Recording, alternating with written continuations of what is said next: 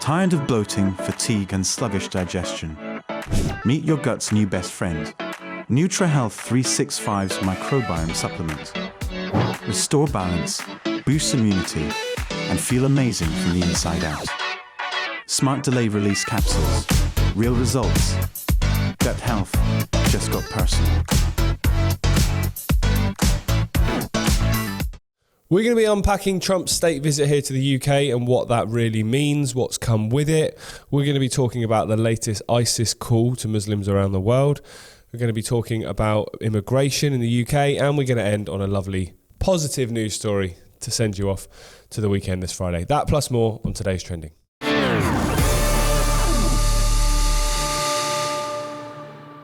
Right, good morning everybody. It's the end of the week.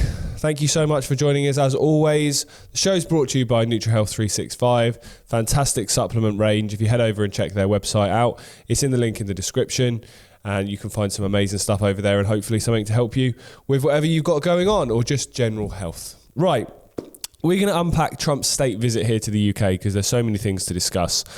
There's literally so many things to discuss of it. The images that you've seen of the state banquet, or you'll see on the screen now, just show the real divide between the haves and the have-nots. It just shows that they're laughing at us. You know, you've got a king, which is just an absolute embarrassment in itself, who presides over a country that has poverty, that has children growing up in situations where they're maybe having one meal a day, they're sharing however many to one bedroom, there's people on the street that have even served for their king and country, or queen and country, or whatever you want to call it. And he's there sat with this lavish ballroom surrounded by all these ridiculous people who are looking to get attention and get onto the telly, and all these servants, and it just is madness to me. Absolute madness to me. And for the people that love Trump and claim Trump is anti-system and he's draining the swamp, you've only got to listen to his rhetoric when he's around those kind of people. He fawns all over them. So how is he anti-system?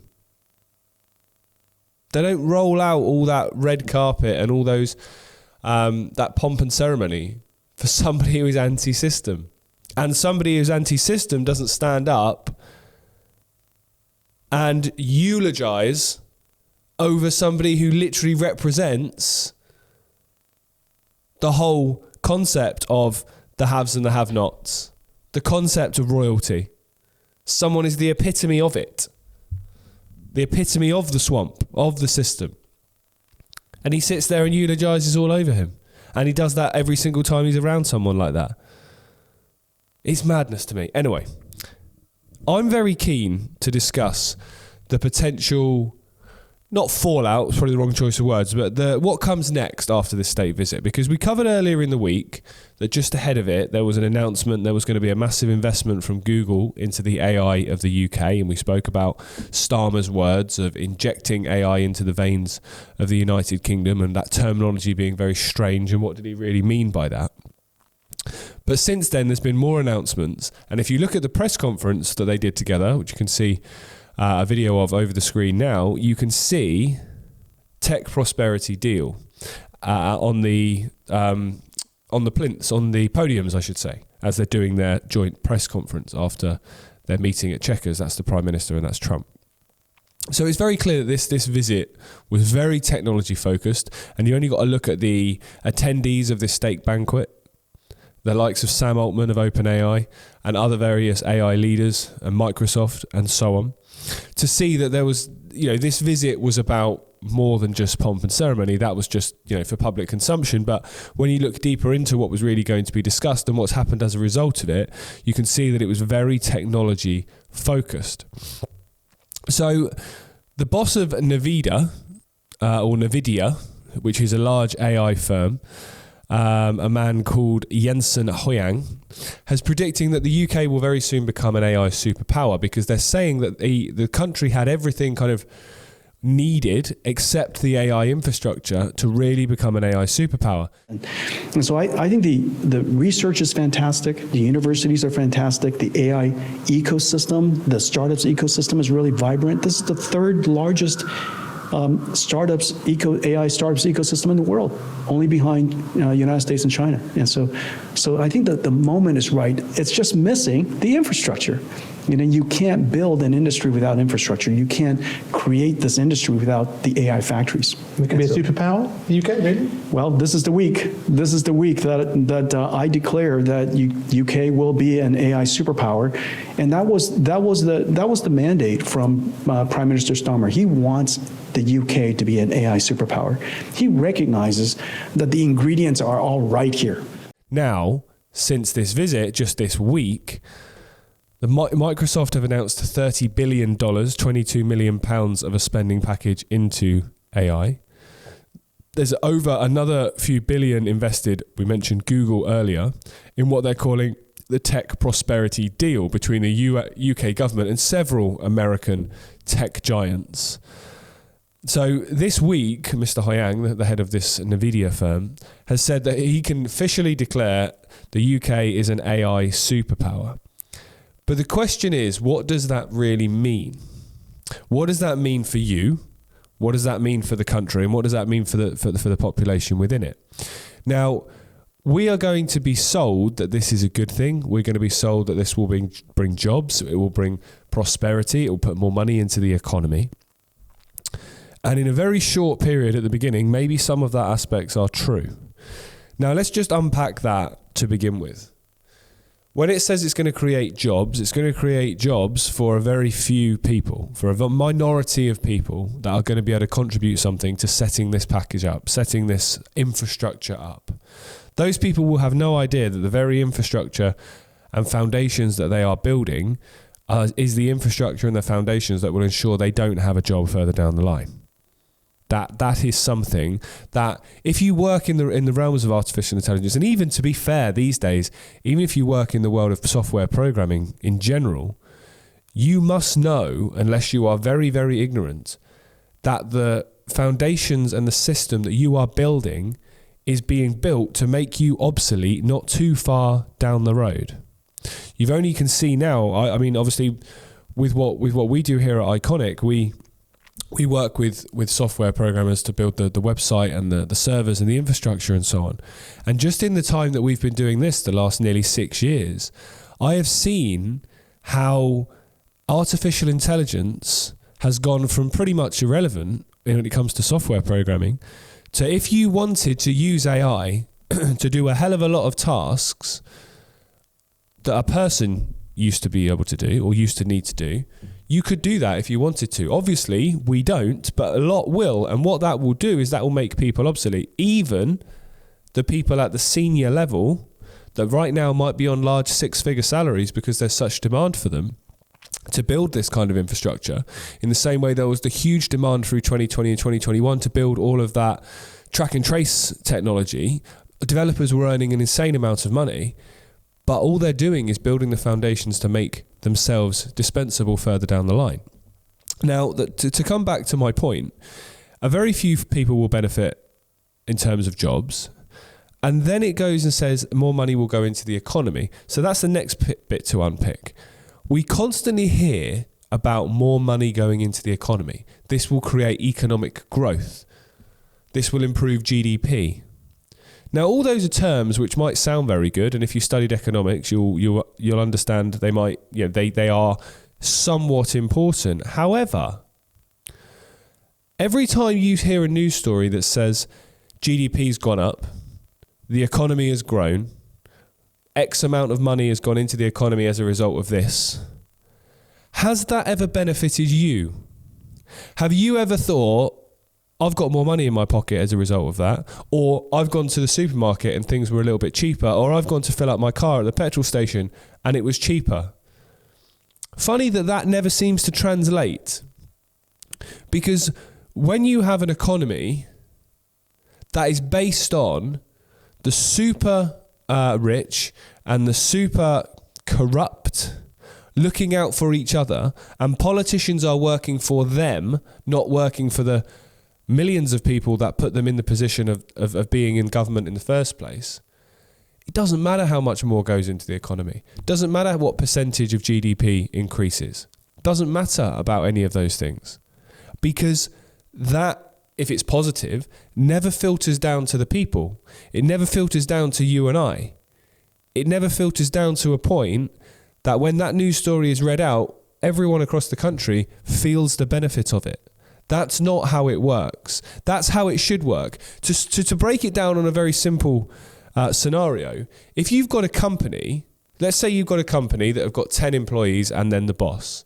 If that company starts to generate double the money, you would like to think that boss would would reward his staff, his team, because without them doing the work, that doubling of the money couldn't have happened. They've obviously done their jobs really well and really efficiently, and that's what's led to a doubling of that. So you'd like to think there would be some kind of trickle down and reward and sharing of those profits.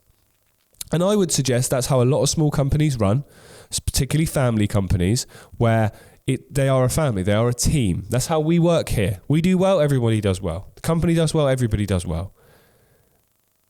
And for many people, that's what they want and expect from their governments. And that is exactly what we should want, expect, and demand from our governments. Because there is a slight difference to an extent with the company analogy. Because if someone starts a company and then employs people, that person that started the company, it's their brainchild, it's their idea, it's their philosophy. Okay, different people may come in and influence it in different ways and provide different contexts which may help it grow quicker than it would be if it was just them, and they'll do jobs that they can't. But at the end of the day, it's their idea. The people in the company work for the guy who started it or the woman who started it. Actually, the dynamic is completely the other way around when it comes to governments. They work for us. The difference is they've got us working for them. And that is what needs to be understood, and that is what needs to be realised by millions and billions across the world. They have got us working for them when in truth they should be working for us. That is how the dynamic should work, and that is how it will work if we demand nothing less. If that was the case, when there's stories around increasing economic growth, stories around money being put into the economy, stories about GDP going up, that will then actually benefit people in whatever country you're talking about. That's the difference. No one of this £30 billion spending package and these hundreds of billions that are going into various different things, no one walking down the street will see the benefit of that, because you're not meant to. You're meant to read it, and you're meant to think it sounds good, it sounds important, these are ridiculous sums of money, so therefore it must be for my benefit. When can you name a time in the past it has been? The simple answer is it hasn't. And finally, on this topic, we're going to get into what artificial intelligence actually is. So we've spoken about the economic implications of it. Now let's talk about what the social implications of artificial intelligence are and the general impact that could have on the country and on the wider race. Firstly, what is AI, really, when you split it back? When you strip back and come and look at it completely objectively, what is AI? Essentially, it's a replacement for humans for the jobs that we don't want to do, apparently, or are too lazy to do. If you strip it back like that, in terms of how it impacts your daily life, Alexa, play this. Lazy replaces that. It replaces certain tasks within companies that people might not want to do, or companies might want to save money, so therefore they employ AI to do it rather than ask an employee to do it. If I wanted to write a description to this program to go on the website after I've done it and I don't feel like writing it myself, I could put it into ChatGPT. It's encouraging the replacement of human skills. And what it's doing more and more, and this is where I'm more and more concerned, is it's encouraging the replacement of human imagination and human consciousness. We've heard stories about artists over in Hollywood, and again, I've got no Hollywood and Universal and all of those major chains, and again, I've got no love for those type of people. There's a lot of that industry that is incredibly dark. However, you've got people in those industries talking about the dangers that AI will have on the creative industries, script writing, songwriting, and so on. You've got the dangers of taking jobs of everyday people, whether they be in checkouts, whether they be scanning, whatever they might be. AI now already does a large number of those jobs.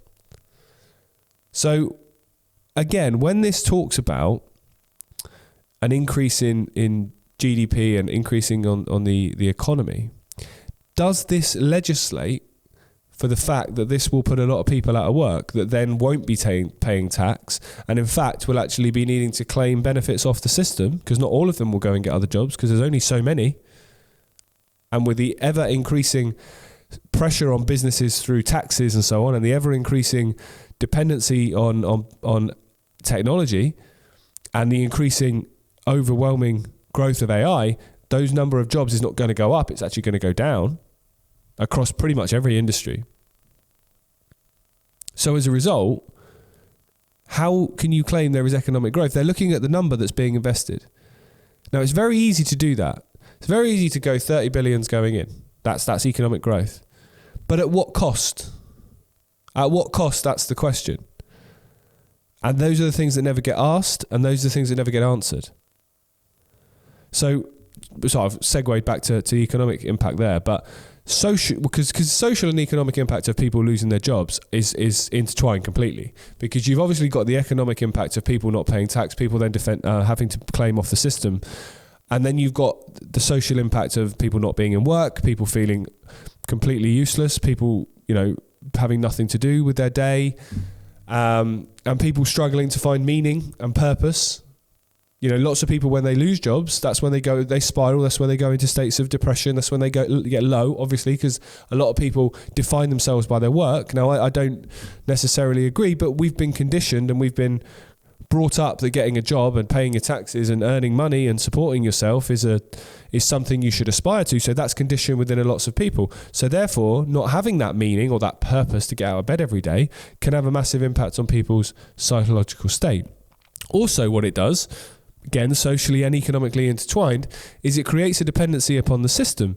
So therefore, if you're somebody that doesn't like the system, doesn't like the way the system behaves and things that it does, you're now dependent upon it. So you're much more likely, aren't you, to toe the party line. So yesterday, there was a video with Liz Kendall, who is, how on earth that woman is in government, I have absolutely no idea. She's a cabinet minister. I can't remember what department she's in off the top of my head. But she's asked about digital ID, right? And she talks about digital ID, and I know this sounds like a segue, but it is relevant. And she talks about having one credential to access all government services, and talks about pensions, talks about welfare, talks about benefits, talks about public transport, all of those things, and makes it clear that unless you have the digital ID, if you resist, you won't have access to those services. We know the government is looking at digital ID cards at the moment. How would that help prevent the situation that we're in now?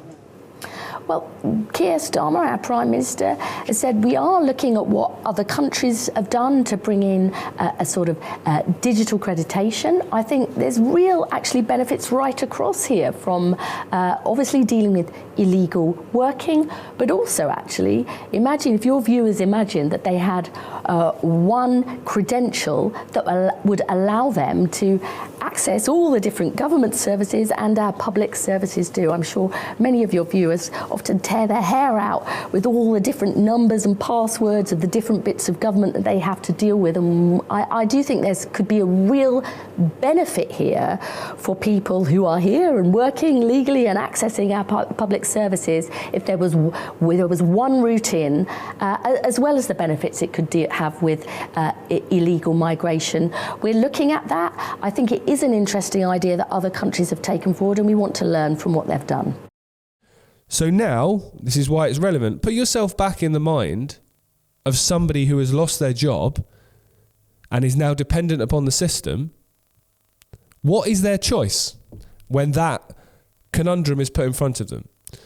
Do I bow to digital ID when I know really what that is? That's a slippery slope. That's the start of the end.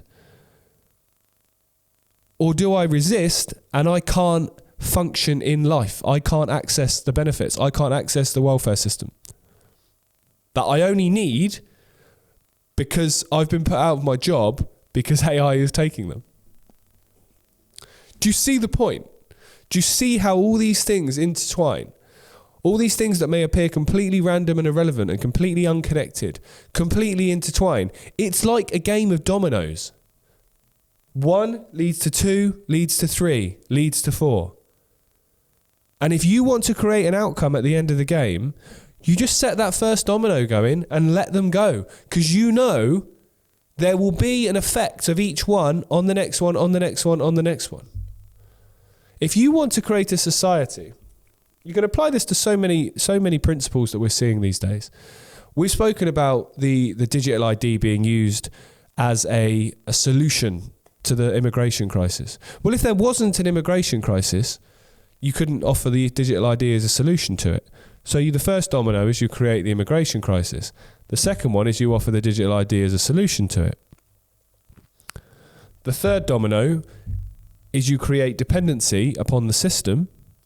So anyone that wants to resist the digital ID cannot access government services. That falls. That then gets a lot of people that would have normally said no and would have normally pushed back against it on board. And before you know it, in 4 dominoes there, you've gone from nothing to do with digital ID to it being not only the people that would have supported it are in line, the people that would have pushed against it but are scared about immigration, they're now in line, and the people that would have pushed against it but can't survive without it because you've taken away their ability to earn a living, they're now in line. There won't be many of us left resisting it after that, will there? And that is what we're seeing. We're seeing more and more creation of dependency, because dependency creates control. That's the oldest trick in the book. Dependency creates control. You listen to your parents when you're a kid. 1, because you respect them, but a lot because they have a lot of control. You live in their house. They put food on the table. You need them to drive you places. You need them to give you money to go and do things. So that creates that control. That creates that dynamic. And in theory, it should be a healthy one. But with governments, it never is.